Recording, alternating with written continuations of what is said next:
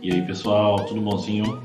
Olha, a gente está com mais uma questãozinha na área de termoquímica. Vamos resolver? Vamos embora.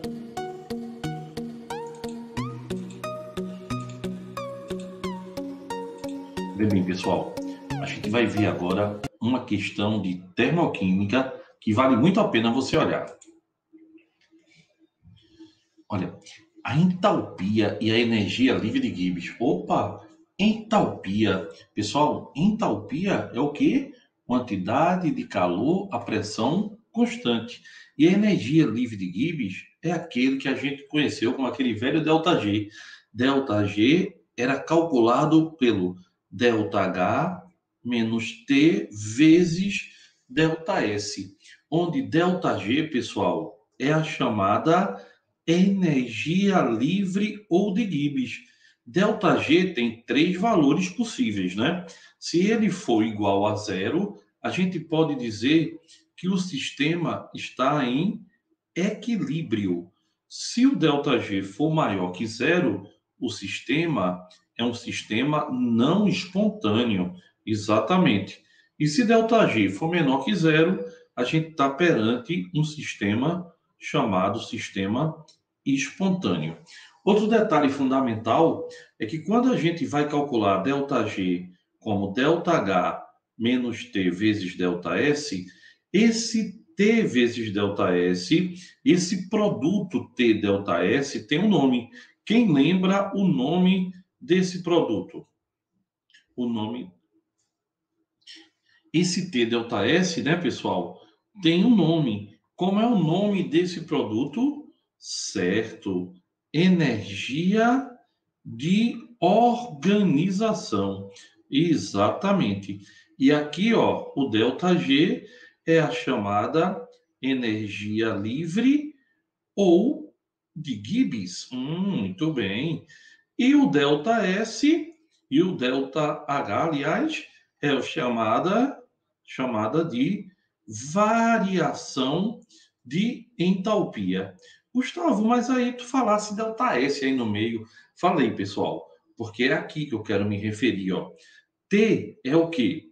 Temperatura em Kelvin. Exatamente. É a temperatura em Kelvin. E ΔS é isso.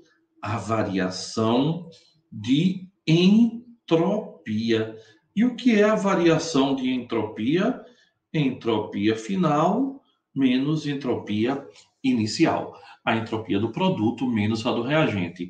Certo, Gustavo, mas tu está falando de entropia para lá, entropia para cá, e a gente não está lembrando que é entropia agora.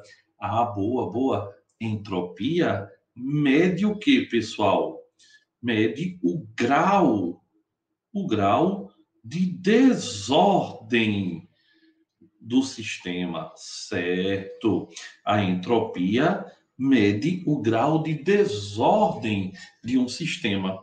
Então, quando você tem, por exemplo, passando do sólido para o líquido e do líquido para o gasoso, aumenta a entalpia, aumenta o conteúdo de calor a pressão constante, mas também aumenta a desordem, aumenta a entropia. Não é verdade? Sistemas mais desorganizados têm maior entropia. Lembre-se que no universo a entropia tende a ser máxima. Então, pessoal, baseado nisso, a questão traz a gente para uma realidade bem interessante. Ele diz assim, ó, a entalpia é a energia livre de Gibbs e combustão completa do grafite a 25 são respectivamente. Pessoal, o carbono grafite, que é uma forma alotrópica do carbono muito comum, não é? Tem a variação de entalpia dele, a gente mede sempre as variações de entalpia, né? De respectivamente de quanto? De menos 393,51. E a entropia dele, variação de energia livre, desculpa, de menos 394,36. Certo? Então ele fala entalpia e energia livre ou energia de Gibbs.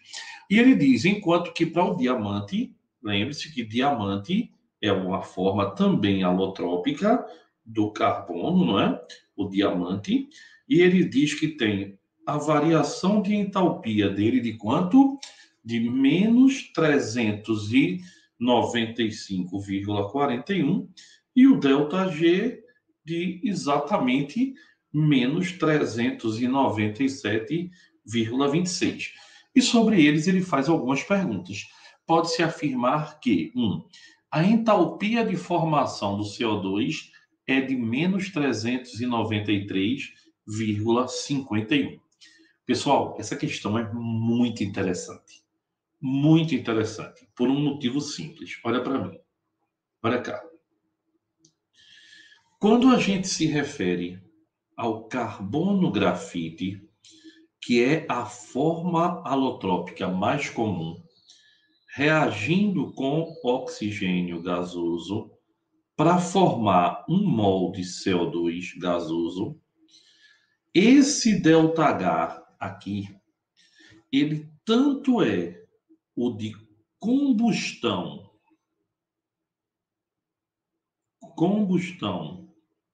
do carbono grafite. Por quê? Porque eu estou queimando um mol de carbono grafite, como também, pessoal, pode ser considerado o ΔH de formação do CO2, porque eu estou formando um mol de CO2 a partir de substâncias simples no seu estado padrão. Olha aí, carbono, grafite e oxigênio, substâncias simples no estado padrão, formando um mol de CO2. Então, esse ΔH tanto representa o calor de combustão do carbono grafite, como o calor de formação do CO2. Tranquilo? Então, pessoal, baseado nisso, ele me disse na questão que esse ΔH aqui valia, né, na verdade, que valor? Quanto é o valor que ele falou? 393,51 menos 393,51. E olha o que é que ele diz na questão. A entalpia de formação é menos 393,51, o que transforma essa alternativa numa alternativa verdadeira. Então, deixa eu falar mais uma vez. Eu tenho aí, pessoal, a queima de um mol de carbono grafite ou a formação de um mol de CO2. Então, se eu considerar a queima de um mol de carbono grafite, isso aqui é chamado de entalpia de combustão do carbono grafite.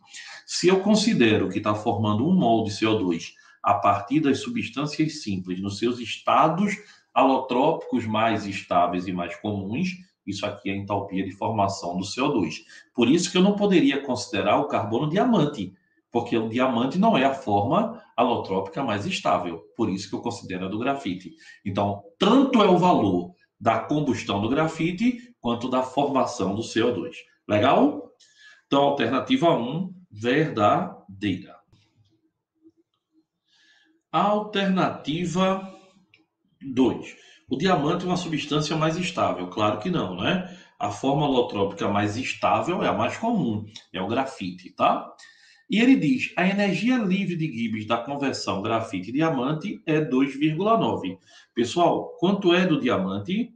Menos 397,26 kJ. E do grafite é quanto, pessoal? E do grafite é menos 394,36. Fazendo essa continha bonitinha e toda certinha, a gente chega ao belíssimo valor de mais 2,9 kJ por mol, o que transforma a alternativa também em verdadeira. Questão interessante, né?